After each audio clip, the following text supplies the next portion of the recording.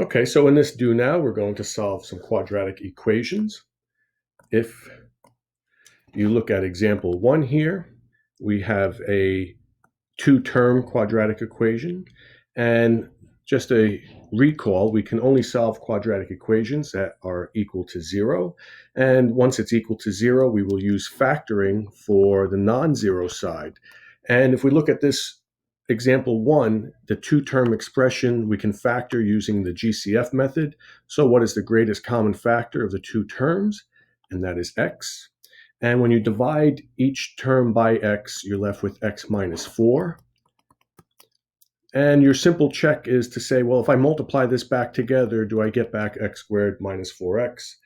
And as long as you do, you factored it correctly.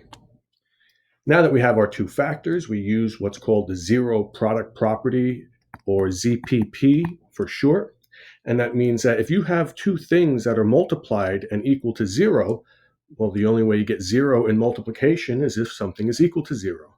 So we set each factor equal to 0 and solve. And we have x equals 0. And when we solve the second one, we have x is equal to 4.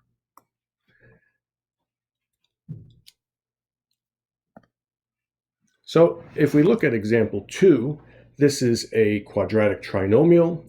And because the lead coefficient is 1, we know that we're going to factor by having two sets of parentheses with x times x to give us x squared.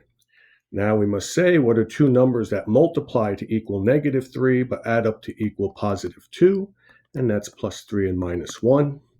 And again, if you were to FOIL this out, you should get back x squared plus 2x minus 3.